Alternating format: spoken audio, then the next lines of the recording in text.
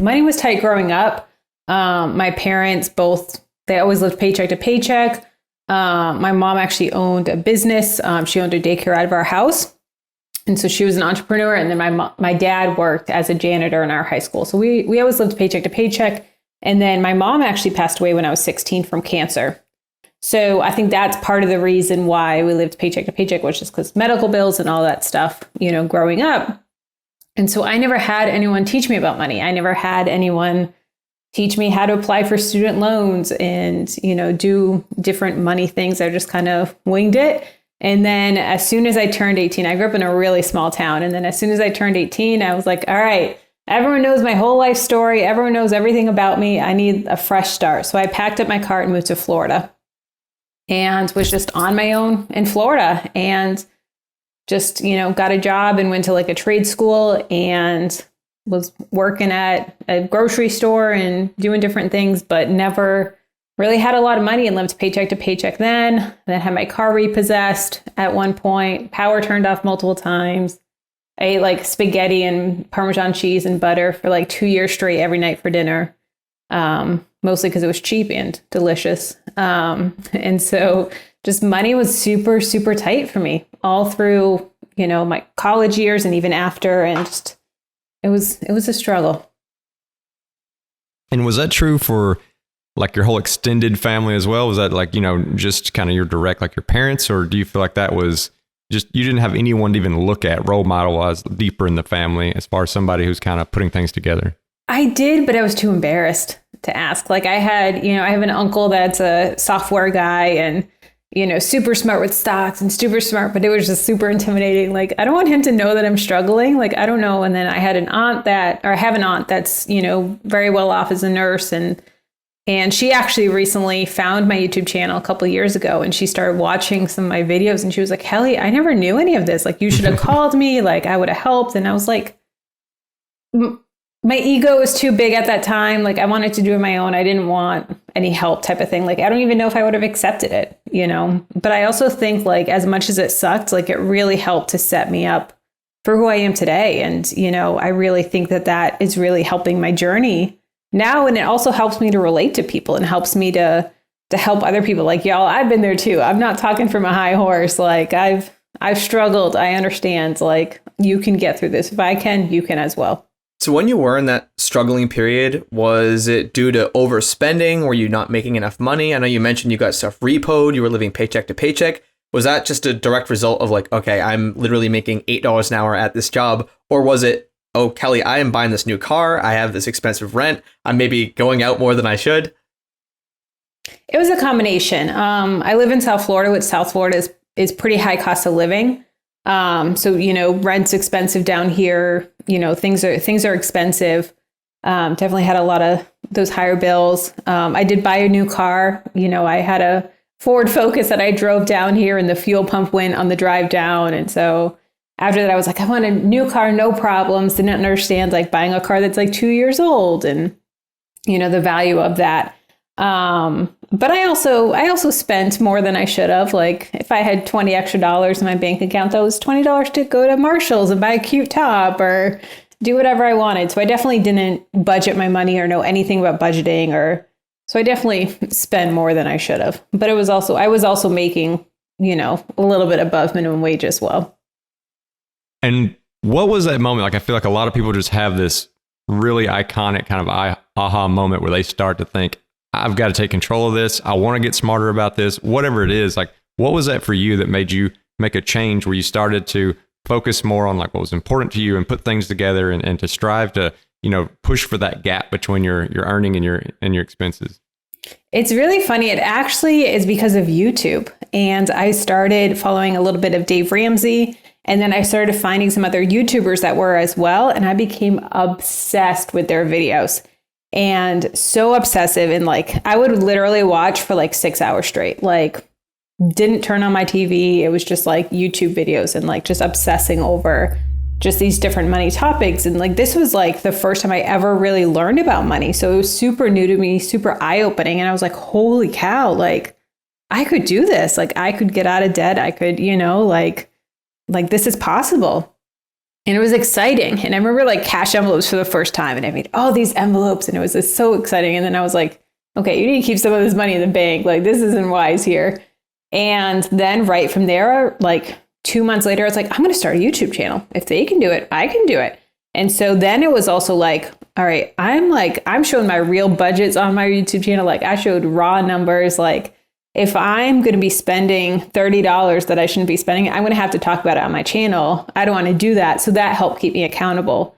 So my YouTube channel was really, really big accountability and just kind of learning with people, like saying, all right, guys, this is something new I learned about money. Like, let me teach you as well. Or this is something that I screwed up with money. Like, don't make this mistake. So it was cool to bring people along that journey. And I think it's just really helpful when you have someone that's that raw and that transparent to follow along. So people who were in your shoes 5 years previous now can see, hey, look, Kelly didn't have her stuff together and now she's crushing it. I'm curious in terms of income streams, you know, when you kind of make that pivot, when you discover all these personal finance creators on YouTube, were you still making like just above minimum wage, or were you starting to, you know, gain new skills, move into a different career field, side hustle? What did that look like? Well, previous to that, I was always, ever since I turned, I think it was 18, I was still living in Massachusetts at the time. And I went to a jewelry party, and that was an MLM. And then from there, I think I was in like, oh Lord, I think like 4 or 5 MLMs in my lifetime, from the age of 18 to like maybe 23-ish. And so in those, and some of them were like big conferences that I would go to every 3 months and dropping a lot of money to go to these conferences. But the things that I learned at those conferences were incredible. Like the entrepreneur mindset, the financial independence mindset that they had and they were instilling in us at that young age. I was like, holy cow. So I think that's really what kind of sparked my entrepreneurial journey. And then after that, I was like, all right, these MLMs are not for me. And then a few years later is when I started YouTube. So I was part of like those, and those kind of like sparked it a little bit, but I wasn't making money from them. And then by the time that I started my channel, I was getting a little bit into a career. I'm actually at the job I am now, but I was making a lot less money then. And so I think that's kind of also what started, like a little bit more of a state paycheck, and we're starting to make a little bit more money now. And just to touch briefly a little bit into your MLM experience, because I feel like that's a lot of times like a hot topic. Like we've all been there where we had someone we haven't heard from since high school, and all of a sudden they reach out and they're sounding like a natural conversation. And then all of a sudden, you know, it's like, oh, you know, you should really start trying to sell skincare. And I'm like, me? Like skincare? Like, I don't know. And so what are your thoughts on it? Like, do you feel like it's all kind of like, not the best, or it's like, no, some of them are very reputable companies and it's all about how you run it, that sort of thing? Yeah, it's funny. I have a lot different perspective than most people on MLMs. Like there's definitely MLMs that are shady, or, you know, or people don't run them properly. Like business owners don't run them properly. But there's a lot that, like, I know people that I'm still in contact with that make legit like upper 6 figures, almost $1 million a year from it. And it's legit companies. It's amazing products. It's amazing. Like I think MLMs get a really bad rep. And I think a lot of it is just people that aren't educated, that were never in them or weren't in a good one. Like there was one that was really good, but it just wasn't for me. It was also not for me because I was a single lady. Like I feel like if I was doing it as a couple, I would be a lot more successful. And so a lot of people just don't have the best experience with it. I think also when people are like, when you're in that MLM, like when you're in the grind of it and when you're doing this and you're going to the meetings, you're going to the conferences, like when you're reaching out to these people, like it's genuine. Like I never, ever, at least for me and the people on my team, like we never messaged someone like just to get them like whatever. We genuinely thought that it would help them. And so I feel like it gets a bad rep of like, oh, I just want you to be a boss babe and this and that and all this stuff. And like, I just wanted to make money off of you. Like it honestly wasn't that. It was honestly like, holy crap, like this is helping me, or I see the potential of it helping me. And I wanted to help you as well. So I think that gets a bad rep, but like, would I ever go back to an MLM now? Like I've been approached a bajillion times since I've been on YouTube. Like people are like, oh, you're an entrepreneur, you should do it. I'm like, nope, sorry, never going to do it again. But I don't think they're as bad as a lot of people say they are. Fair enough. Well, digging back into the expenses side a little bit, and I know, I mean, you were just all things budgeting and you're the master of helping people kind of get control of that spending. I'd love to hear, like, from a personal experience standpoint, as well as teaching other people, like, what are some of the best budgeting methods for those people that just, maybe they have this one category that they just can't axe, they can't slash it no matter what. They keep going back to Target and spending that $500 a month or whatever that might be. Like, what are some of the most tried and true methods that you've seen? The biggest thing is, like, obviously, like, keeping a budget is number one. Getting on a budget is so important. Like, I still, we definitely don't live paycheck to paycheck anymore. We have several $1,000s every month in excess that we're able to put towards investments or goals, different things like that. But I still keep a budget. Like, it really helps to really, like, visually see my goals now. And so I'm like, oh, like, we're able to put this much towards our investments versus it just kind of like sitting in a bank account. Whereas if we weren't budgeting, that's what it would be doing. One of the biggest aha moments for me when I was budgeting is, and kind of coming out of that, like, living paycheck to paycheck, that like scarcity mindset to abundance mindset, like that shift that I had, I really realized, and this is why I named my channel and my blog Freedom in a Budget, is because budgets truly give you freedom. When I was in the thick of my spending, I would feel so guilty going to Target, or so guilty going to like Home Goods and buying home decor or skincare or whatever it was. Then I was like, you know what, Kelly, you can put a line item in your budget for that. And you can put $100 for eating out. You can put, $50 for skincare, whatever it is. And then when you swipe through your card, you don't have that guilt. You have that, you know what? No, it's in the budget. It's fine. And it's not that like, I should have spent that on debt or I should have put that towards debt. No, we're going to spend up to that. We're not going to go past it. We're going to stay within budget. But it gives you the freedom to be able to do that and not the guilt. That was a really big aha moment for me. And then another thing is, so many people, because I was known for a while of having a really low grocery budget, only spend $100 a month for groceries. And so many people were like, how are you doing it? I want to do that as well, and different things. They would go from $400 a month and they'd want to go down to $100 like me. And I'm like, no. Like, let's cut back slowly. Like, let's cut back $20 this week or $10 this week, then get used to it, and then cut back a little bit more and a little bit more. So don't go all in. Don't compare me to you. Like, you have kids, I don't have kids. Like, you're on a super strict diet. I'm not. I eat a lot of pasta because I love carbs. You like vegetables, different things like that. So don't be comparing it, but also like go gradually to hit your goal versus just cold turkey. And you just talked about like where that person was at 400. When to do that, they've got to know, like they've got to track first to figure out where they are in the first place. And I always, I talk to people, I feel like that is step number one, is even before you can kind of set goals or budgets, is tracking and figuring out what you have. But a lot of people struggle with the tracking part. Now, I personally love just a good old fashioned like Excel spreadsheet. Yep. There's a lot of tools out there. I guess, what are some of your tips for people for tracking so that it is as the least amount of burden as possible? Yeah. I'm an Excel nerd as well. I love Excel, especially if it has a dollar sign. My husband like does a lot of like CAD stuff and this weird like programming stuff, and he'll have like ask me about different things because I'm an Excel nerd. I'm like, does it have dollar signs? No, I'm sorry, I can't help you. Put some dollar signs and I can help you. But with Excel, I've learned that even with my own personal experience, like when I've gotten lazy with budgeting, of being in your budget every other day or every couple of days and track your purchases as they come in versus waiting to the end of the month. And then it's going to take an hour. You're going to dread it. It's going to take forever. And it's just going to be cumbersome. When you're in there every other day, every couple of days, it takes 5 minutes. Super fast, super easy. And then with that as well, you can see how you're progressing throughout the month. So if you have a grocery budget and you're 3 weeks in and you're like, oh crap, we're about to hit it. Then it's like, okay, now it's time to eat from the pantry. We're gonna cut back a little bit. You can see as you're going throughout the month. Whereas if you wait until the end of the month to track, you've already gone over budget. You're like, well, that sucks. Next month I'll do better. And then every month it's the same cycle. And do you typically focus on, I guess, the more easily changed line items like groceries, for example, or like eating out or clothes shopping? Because obviously things like rent and housing and transportation, those have a much larger impact on the overall budget, but there's a lot higher friction to like change those things, like changing where you're living, selling the new car and getting a used car. I'd love to hear how that conversation usually goes with people. Yeah, I usually try and focus on the easy ones first and really try and like hit on those. And then there's some like coaching clients that I have where I'm like, all right, there's nothing else we can cut. Like you either got to move or you need to raise your income. And, you know, so many people are like, okay, I'll just cut. And I'm like, you can only cut so much.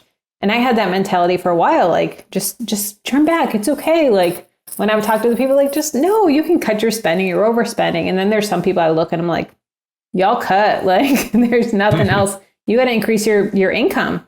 And so then kind of, I'm trying to like work on shifting my audience right now to like get away from the like 100% frugal living and work on getting into more of that wealth mindset and growing your income and finding different ways to diversify your income.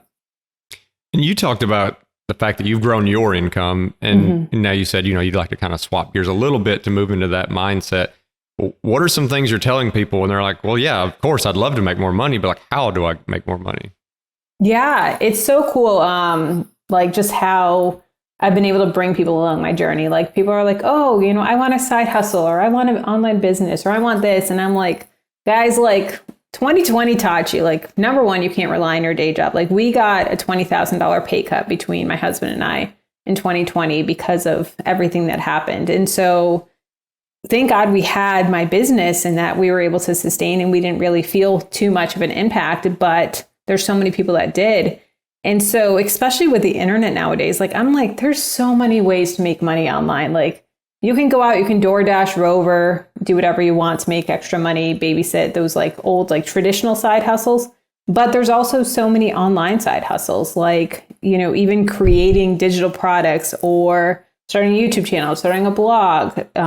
Do people pick your brain on decorating for parties? Like I have a friend that used to do all these like really cool party decorations. And now she has a full-blown business where she makes like balloon arches and does all these cool things for parties. Like what skills do you have? What are people coming to you and picking your brain and saying, hey, can you help me with this? Like start charging for it. Like start consulting. And it's really cool how you can make a full business out of simple things like that and then just watch it grow and add on new revenue streams as you go. And it sounded like you did something similar. You were scratching your own itch. You were building that kind of accountability platform with your YouTube channel. You probably had no idea the income potential of YouTube at the time. And now, you know, I went to your Stacks on Stacks session. You have all these different kind of income streams from that YouTube channel. So I'd love to hear kind of the development of that YouTube channel, you know, from subscriber one, some of the things you learned early on to where you're at today.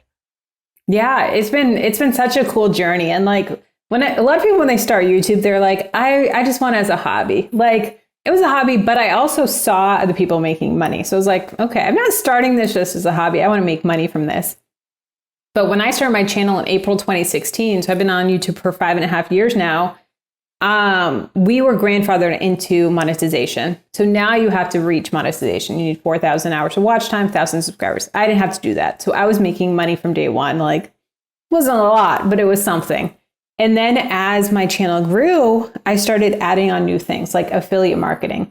Then people came to me and was like, hey, like, I love your spreadsheet. Can you give me my spreadsheet? I was like, I mean, I could sell it to you for $3. Like, and they were like, yeah, I'll pay $3 for that for a lifetime. Okay. And then I was like, oh, well, let me up that price a little bit. And then started making other products and other, you know, like printables that people could use as motivation. And then people came to me and was like, hey, like, can you coach me with this? I just need accountability. And I was like, sure, I can do that. And then courses started and just different things. So like over the years, just new things came. And a lot of times people just came to me and was like, hey, can you do this? And I was like, yeah, I can make that happen, or I can come up with something for that.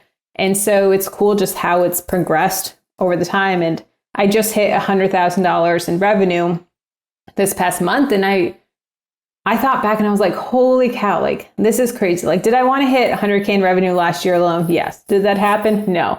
But at the same time, like I just hit it. Like it took me 5 years to do it. But like when I started, I wanted to make money, but I never thought that I would make $100,000. Like that is just like mind blowing, especially from where I came from. I'm like, this is just like absolutely crazy of how it's progressed over the years and how I've been so blessed.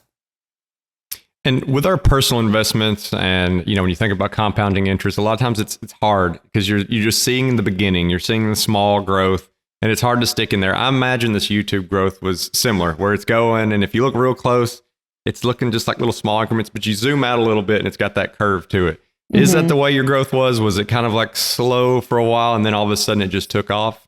No, I never had like a big spike. I never had viral video or anything like that. My growth, if you look at my chart, it was always just that slow, like 10, 20 subscribers a day. And it's still like that. It's still that slow growth, which is good and it's bad. Like I have some friends that off of stimulus videos, they took off and their channel just exploded and they didn't know how to like manage it, didn't know how to do anything with it. And they were just kind of like giving it. And now, they've adjusted and now they're making really nice money because of it. So there's a little jealousy there. But at the same time, like I'm super thankful of just that slow, consistent, steady growth. So speaking of virality, I know you did have a couple videos that went pretty viral for a certain individual that we mentioned earlier. You started off with their, cash envelope budgeting system. I'd love to hear, one, why you started to disagree with this individual, what wasn't working in their system, and then two, why do you think those videos blew up so much? Yeah. Oh, goodness.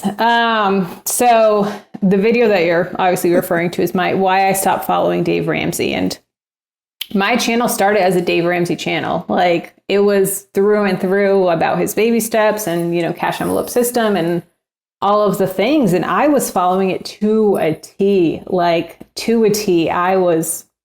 you couldn't tell me anything wrong about the program.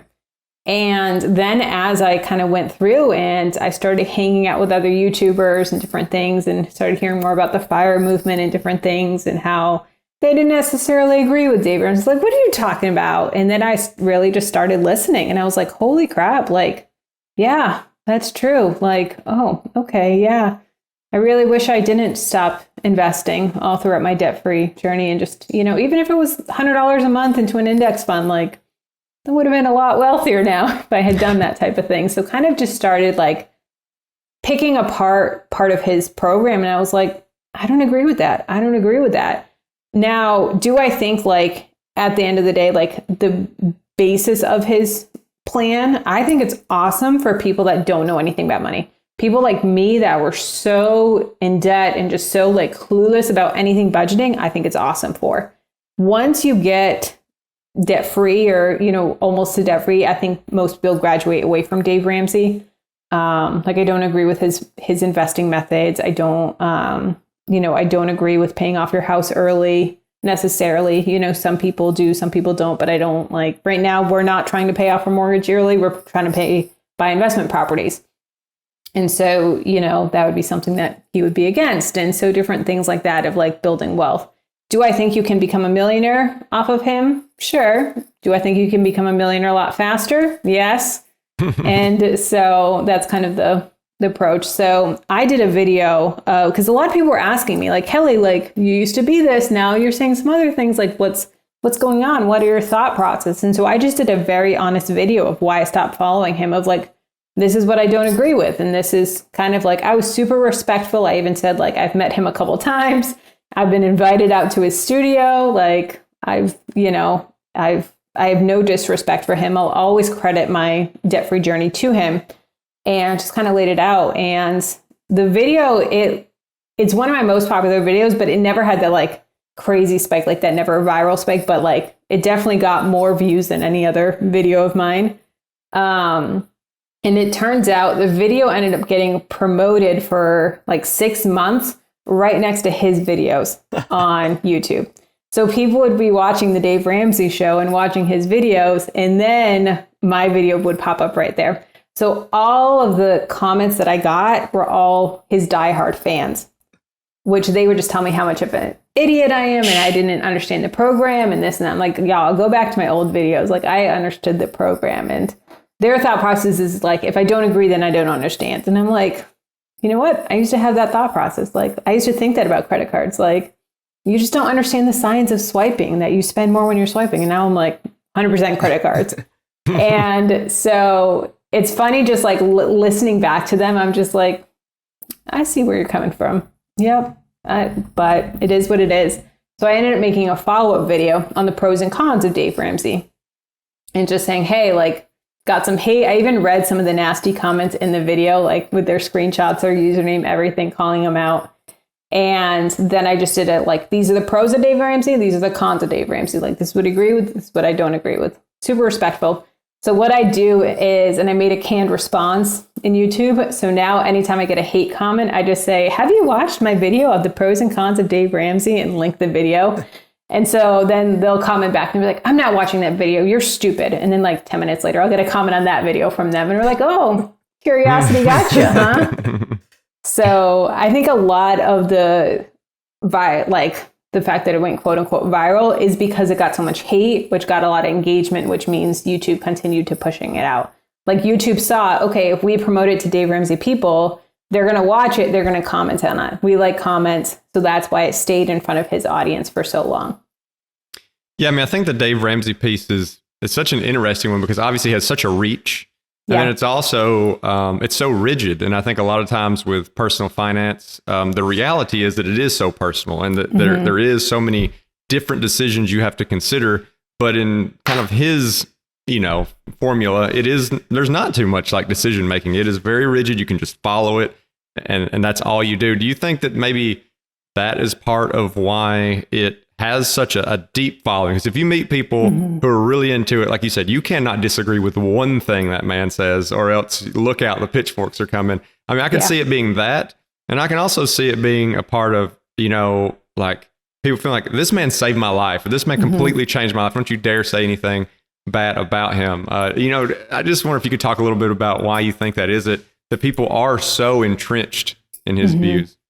I think it's a combination of both. I think so many people are just that diehard, like, he saved my life, he, changed my finances. And then also like, no, like, this man knows what he's talking about. Another thing that I love is people are so big on talking about how he's a multimillionaire and all this stuff. And I'm like, y'all, he did not become a multimillionaire based on his 7 baby steps. He became a multimillionaire based on his business. Like, if you want to follow business advice, he's a great businessman. Like, learn from his business, but he did not become this wealthy man following the baby steps.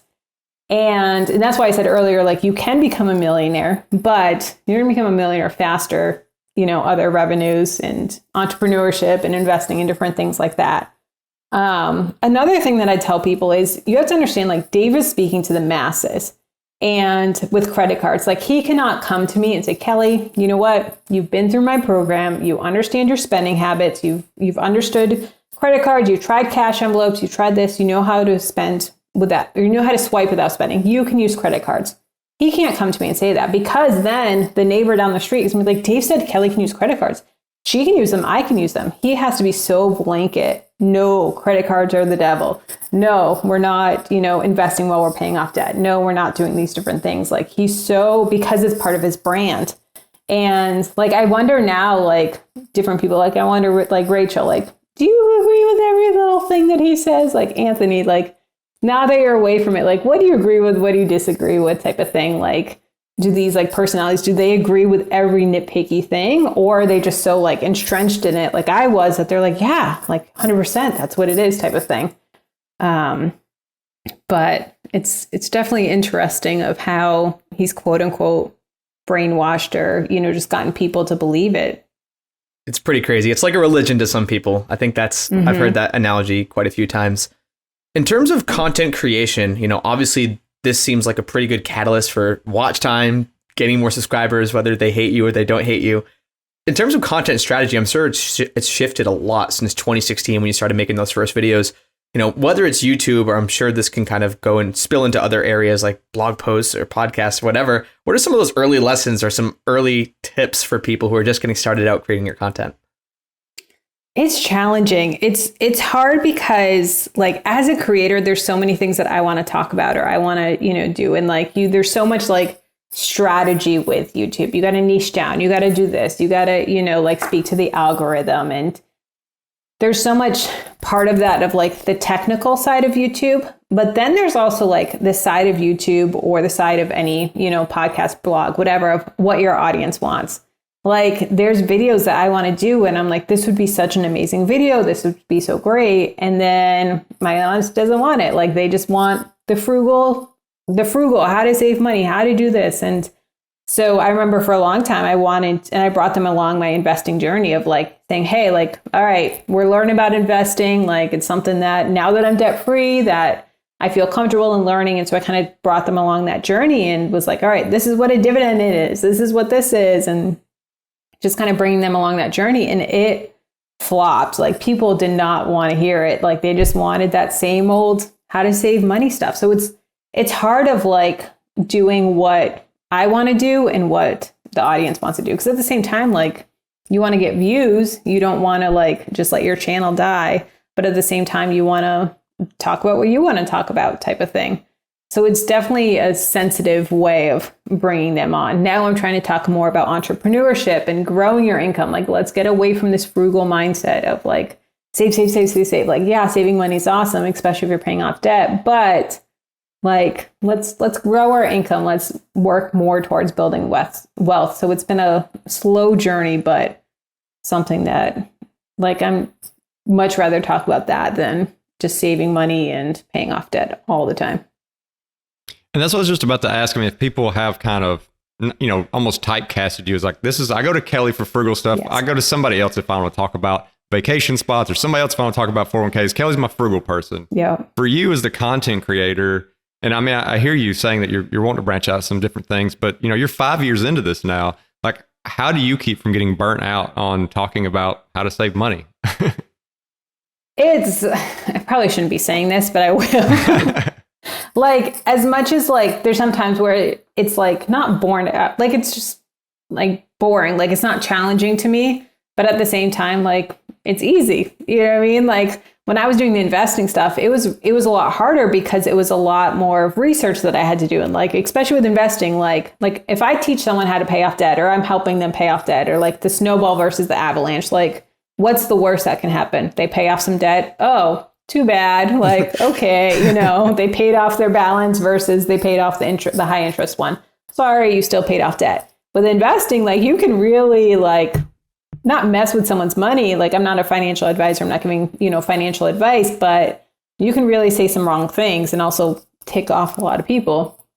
And so it was a lot more of a challenge for me of like, I got to make sure what I'm talking about was legit and straight. And it's like, I remember one time I did a post on like right in the beginning of the pandemic. And I said, we lost $12,000 in the stock market. And everyone just jumped down my throat. You didn't lose unless you sold and this and this. I was like, okay, wrong verbiage. We did not sell. We did not lose. Like, and that was one of those things that was eye-opening to me of like, okay, Kelly, you got to make sure your verbiage is like on point with investing type of thing. So it was definitely one of those things where I had to really challenge myself to make sure, which I liked the challenge, but it was also stressful. And with like the frugal saving money, it's like, okay, what do I talk about today? Oh, okay, 5 tips to save money. Sure, I can come up with 100 tips to save money type of thing. So it's like a lot easier, but it's not as challenging. So it has its pros and its cons. Especially right now where I'm pregnant, I'm just trying to do the easy stuff because I'm so tired. Keeping it coasting. Yeah. In terms of income streams, I know we touched on some of them earlier. Mm-hmm. You know, you had monetization right off the start, and maybe we can just kind of get into each of these income streams in a second, which is like ads. Then you mentioned affiliate program, you mentioned online courses.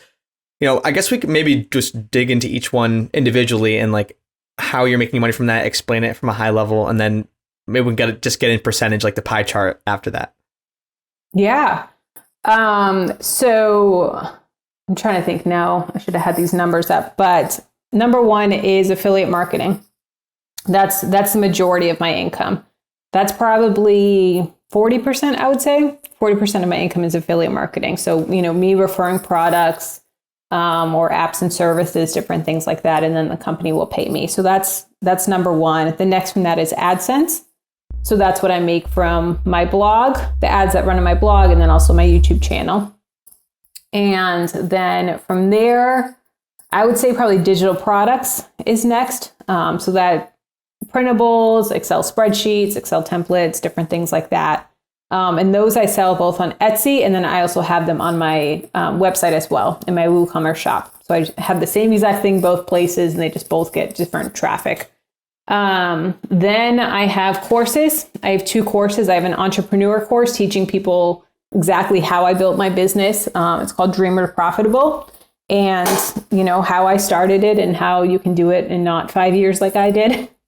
And just kind of like growing your revenue streams, your mindset, the legal aspect, all that stuff. And then I have a course on how to save money on groceries. So that's next. Sponsorships. I do some sponsorships. I'm pretty particular about sponsorships that I work with. And when I do, I make sure that they pay me well because they're a hassle to work with and a lot of like back and forth with compliance and different things like that. And real so that's next. Quick, what is sponsorships for those who aren't familiar? Because they might have seen like a video like that, but they don't quite understand the mechanics. Yeah, so a sponsorship is similar to affiliate marketing, but it's where a brand will pay you directly to either do a dedicated video for them, like a review of them, or showing a product, different ones like that. Like I have one that I have to film today about cocoa butter for pregnancy, and it's a TikTok and an Instagram reel. So they're paying me directly to make the content, and then I'll put it up on mine. So it's almost like a commercial for them on my platform, or they'll do a sponsored segment in a video. So it's like a 30-second little like shout out, or I'll do it as like a bullet point. So there's one that I did for a while for life insurance. And so one of my tips, I tried to like weave it in organically. One of my tips was make sure that you have life insurance and kind of my story with life insurance and different things like that. So that's how sponsorships work. And the brand will just pay you directly to shout them out or do whatever it is. But there's a lot of legal that goes into it, a lot of compliance and making sure that you're saying everything correctly and all that. So it's a lot of back and forth with the brands. And then the last revenue stream is coaching. So coaching people on entrepreneurship, on budgeting. Sometimes I just do accountability or just, hey, like book a session and pick my brain. And they just come to me with 20 questions. And it's like, all right, what would you do in these situations type of thing? Those are my revenue streams. And with sponsorships and affiliate links, for those, maybe they actually want to do this. Maybe they're just interested in kind of how the business works. Are you going out and trying to find the companies that you really want to work for and going and trying to land those? Are they coming to you? Is it a mix of both? And if so, like, is it mostly them coming to you and just a little bit of you going out? It's a mix of both. In the beginning, it was 100% me going out to find them. And there was ones that like, I remember even like at like 500 subscribers, I was getting emails in my inbox and I was like, holy cow, I've made it.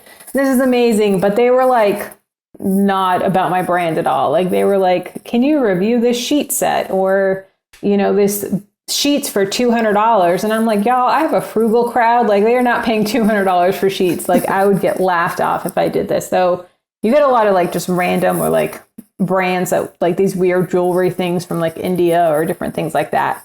So you got to weed through them. You got to do your research on them to make sure they're legit, make sure they're a company that you've used before or that you've like thoroughly vetted. I'm very particular about what brands I represent, what brands I talk about. And then there's times where I've reached out to a brand and was like, hey, y'all, like, I love you. I'm going to talk about you anyways. Can we do a partnership? Can we do anything? Like, can we do a giveaway? Can we do, something that we can do to work together and just kind of reaching out.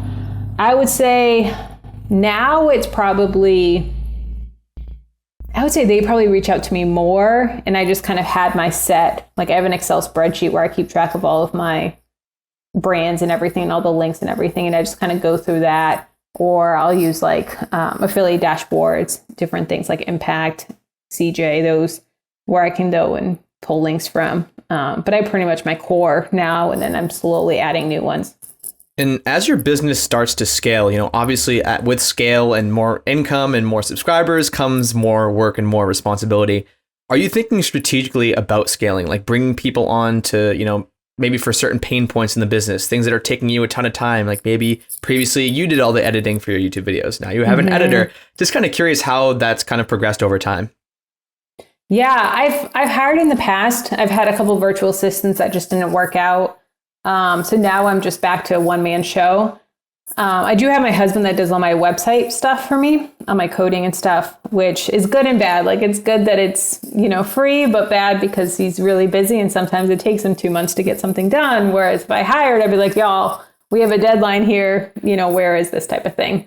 I'm actually getting to the point now where I'm looking to start hiring again. just because I'm getting so busy and I have a baby on the way and all this stuff. And I'm like, I got to do something now.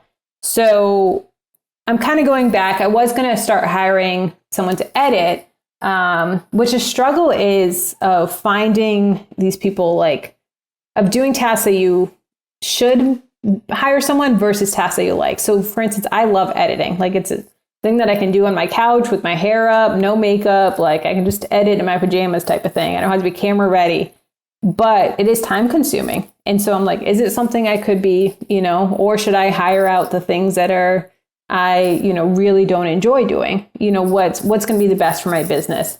So right now I'm tracking all of my time. I use Toggle and just track everything. So there's been a couple of places that I've looked to talk about editing, and they're charging me the same amount that it is for me to edit when I figure out my hourly rate. So I'm like, okay, in that aspect, it's not worth my money. Like if it was a lot cheaper, then maybe I would go with it. But I'm really trying to do time analysis and making sure what tasks am I spending more time on? What tasks can I give away? Those types of things. And then using that time that I give away to scale and to bring in more things that are going to make more money versus like more free time of like, no, like these are your working hours. This is how much you're putting in. Let's use this to scale your business and not just watch Netflix on the couch. So you are scaling this business though, even if you haven't necessarily grown your team a ton right now. You're also about to grow your family a little bit more. Mm-hmm. A lot of changes going on. I'm curious. A lot of changes. How do you see your life changing going forward? Like you've built this brand around being frugal. Do you kind of have some goals where you're like, at this point, the shackles are coming off? Maybe they already have, or like maybe you've got stages where you're like, okay, when I get to this point, I'm going to let myself have a little bit of lifestyle inflation and get to this point. I'm going to go to the next level. Like kind of how do you see it? Or do you just kind of want to get somewhere where you're comfortable and you're going to stay there forever? It's interesting. My husband was not raised how I was raised. He never struggled with money. His parents he had 2 houses growing up, like a lake house that he would go to every weekend. So he never, had the same struggle. So it's a bit of a battle when we first got married. And now we've kind of come to compromise, and I compromise on vacations, and we go on, some nice all-inclusive vacations and cruises and different things like that. And so we definitely have like increased our lifestyle. And with the baby, it's interesting. I have a lot of comments that are like, now that you're pregnant, I can't wait to see you have a frugal baby, and I'm going to learn all the frugal baby things. And I'm like, y'all, like Black Friday, I'm buying a snoo, which is a $1,500 bassinet. Like, this is not going to be the frugalest baby. Like, my sleep is way more important than a $1,500 bassinet. Like, I will gladly pay that money. So as our income has grown over the years and stuff, and like now when I think about like how much we make and like our net worth, it's like mind blowing compared to what it was before. So now we can, afford different things, but I'm still frugal with our groceries. I'm still, frugal with eating out and different things. And I'm like, no, let's cook at home type of thing.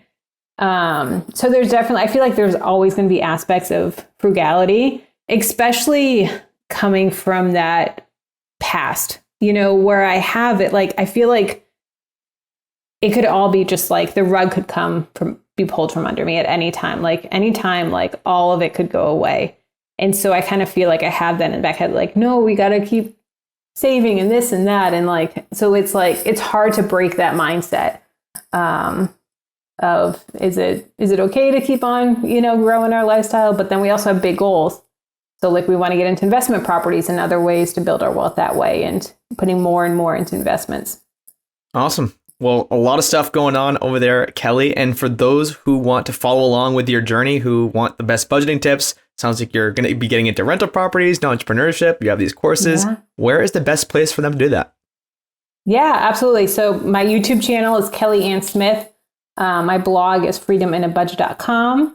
And then my entrepreneur course is dreamerprofitable.com. And then also like Instagram, TikTok, all those fun things as well. Well, you have so many things going on, so I really appreciate you taking a little bit of that time and giving it to us and our audience. So again, Kelly, thank you so much for coming on the show today. Thank you for having me.